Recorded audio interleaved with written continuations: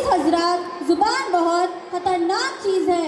नबी सल्लल्लाहु अलैहि वसल्लम हमेशा इसकी हिफाजत की तलक़ीन किया करते थे, क्योंकि यही वो ज़ुबान है जो झूठ बोलती है, यही वो ज़ुबान है जो झूठी कसम खाती है, यही वो ज़ुबान है जो चुगली करती है, और यही वो ज़ुबान है जो गालियाँ देती है। ताजुब है, हमें मालूम ही नहीं होता, हम इसको गुनाह ही नहीं समझते। ग़ीबत भी एक ऐसा गुनाह है जिसमें हर कोई मुलव्विस है, मर्द हो या औरत, जवान हो या बूढ़ा, आलिम हो या जाहिल। इसीलिए आप हजरात के सामने ग़ीबत पर ड्रामा पेश करने जा रहे हैं। इस ड्रामे का किरदार है दाया रुक़ैया। सास का किरदार करने आ रहे हैं महरून बी, सास की पड़ोसन सहेली बदरुन्निसा, बहू सुमैया, बहू की पड़ोसन सहेली नजमा। आप सब लोग से गुजारिश है कि इस ड्रामे को गौर से देखें और गुनाह से बचने की कोशिश करें। इंशाअल्लाह मुझे ही करना पड़ता। लीजिए आप भी हेल्प करिए। अस्सलामुअलैकुम। वालेकुम अस्सलाम। बहुत दिन हो गए, मुलाकात नहीं हुई। बैठो बैठो। ये बहन कौन है? ये मेरी मेहमान बहन है, मुंबई से आई है और दीन के बारे में बहुत अच्छी मालूमात रखती है। अरे मैंने तो बातों बातों में खैरियत ही पूछना भूल गई। खैरियत से है? कहाँ की खैरियत, जी रही हूँ जैसे तैसे। अब वक्त पूरा करके इस दुनिया से जाना है। अरे आपा जान, अल्लाह ने आपको क्या कम किया है? शादो आबाद कर दिया है, बेटे की अच्छी नौकरी है और चांद जैसी खिदमत गुजार बहू है, और क्या चाहिए? खामोश रहो, मेरा मुंह मत खुलवाओ। कैसा बेटा कैसी बहू, इनको तो बूढ़े लोगों की जरूरत का एहसास ही नहीं कि किस हाल में है, तबीयत कैसी है, क्या खा रहे हैं, किसी को फिक्र नहीं। बस हमको तो अपने लिए बोझ समझते हैं और सोचते हैं जल्द से जल्द कैसा छुटकारा मिल जाए हमसे। और बहू रानी को तो पूछो इश्क को, नवाब शादी के गुलाबी नाड़ा उनकी सुबह 9 बजे होती। ना घर की सफाई, ना नाश्ता, ना चाय, ये सारी बातें घर के बड़ों से सिखाने से आती है। लगता है इसको कुछ भी नहीं सिखाया गया। और क्या बताऊं बहन, जब अपने मायके का कोई अपने घर आ जाता तो उनकी देखभाल में बिछी बिछी रहती, बिछी बिछी जाती।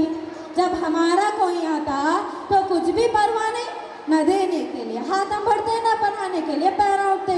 नाटक शुरू हो जाते जी, कभी सर में दर्द, कभी पेट में दर्द, कभी यहाँ दर्द, कभी वहाँ दर्द, तबीयत ठीक नहीं है।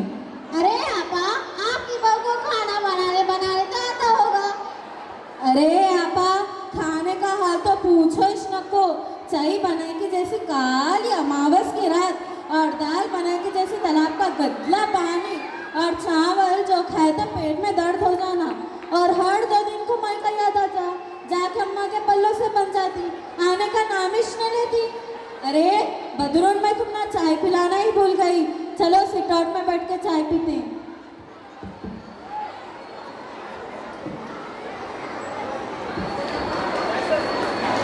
ये थी सास और सास की पड़ोसन सहेली, दिल खोल कर अपने बहुओं की ग़ीबत कर रही थी। अल्लाह माफ़ फरमाए, कितने बुरे हालात है। अब देखते हैं बहुआं अपने सासों की कैसी तारीफ करते हैं। अम्मा, इतने सारे कपड़े धोए, अब ये भी मैं कुछ तय करना।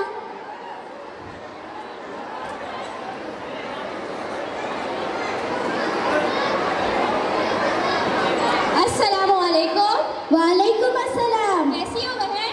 क्या बताऊं, ठीक भी हूँ, ठीक नहीं भी हूँ। अरे सुमैया, ये कैसी दरमियान की बातें कर रही हो? क्या बताऊं, जब तक सास का साया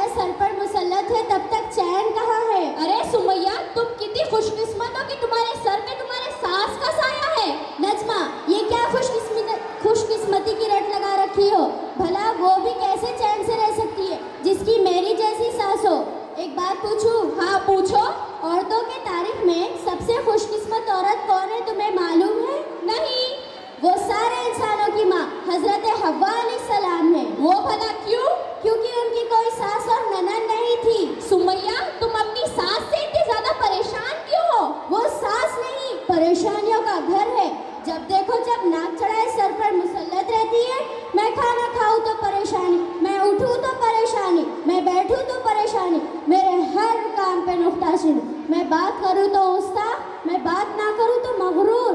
अब तुम ही बताओ मैं इसको और क्या नाम दे सकती हूँ? मेरा तो चलता रहता है। खैर छोड़ो, तुम अपना सुनाओ। क्या बताऊँ आप सभी को, मेरी तलाकशुदा ननद और उसके बच्चे दिन और रात मेरा सर पका रहे हैं। उसकी खिदमत करो और उसके बच्चों की भी, और नखरे अलग, ये अच्छा नहीं तो वो अच्छा नहीं, हर वक्त ताने सुनने को मिलते हैं। डबल डबल खाना बनाना पड़ता है।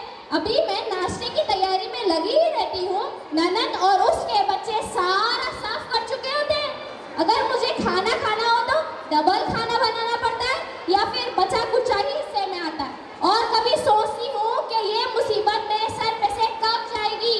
अरे ये आंटी कौन है, मैं तो पूछना ही भूल गई। ये रुखैया आंटी है, मुंबई से आई है और 2-3 दिन के लिए यहाँ रुक रही है और दीन के बारे में बहुत अच्छी मालूमात रखती है और पढ़ी लिखी बहन है। अरे रुखैया, अभी तुम दोनों के साथ ही बैठी हो? हाँ, आइए सासू माँ।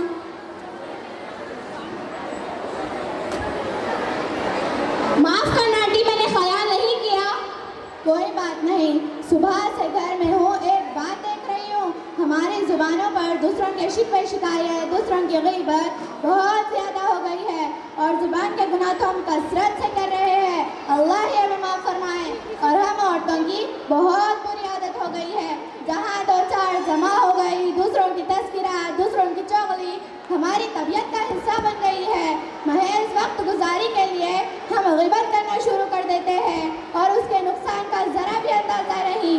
सुबह महरून भी आप और उनकी पड़ोसन की बातों पर मैंने गौर किया और अब तुम लोगों की बातों पर भी गौर कर रही थी। ये सारी गुफ्तगू गिबत है। गिबत क्यों होगी? ये तो जो हकीकत थी वो कह रहे थे, कुछ गलत तो नहीं कहा? हाँ।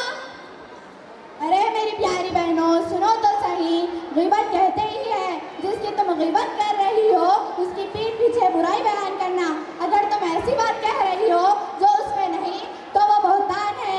दोनों सूरतों में गुनाह लाजिम है। गिबत और बहतान बहुत बड़े गुनाह हैं। गिबत के बारे में कुरान मजीद में कहा गया है, अऊज़ु बिल्लाहि मिनश शैतानिर रजीम, बिस्मिल्लाहिर रहमानिर रहीम, वला यग़तब बाज़ुकुम बाज़ा अयुहिब्बु अहदुकुम अन याकुला लहमा अख़ीहि मैतन फकरिहतुमुहु वत्तक़ुल्लाह इन्नल्लाह तव्वाबुर रहीम।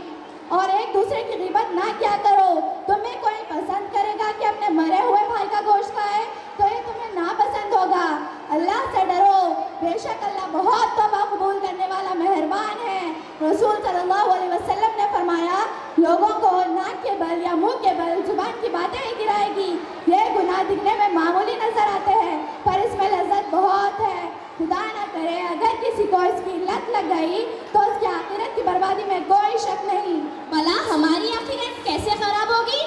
क्योंकि जब हम किसी की पीठ पीछे बुराई करेंगे तो क़यामत के दिन हमारे नेकियां उसको दे दी जाएंगी जिसकी हमने गिबत की थी और हमारे नाम अमाल में से नेकियां खाली हो जाएंगी। फिर भी अगर उसका हक बाकी रहा तो उसके गुनाह हम पर लाद दिए जाएंगे।